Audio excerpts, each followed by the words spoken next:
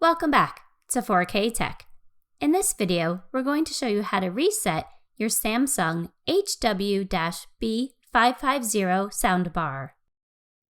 The first thing that you'll want to do is make sure that the soundbar is on. So press the power button and the soundbar will turn on. Then you'll want to press and hold together the volume down button and the volume up buttons.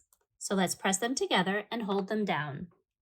We'll keep holding them until it says INIT OK.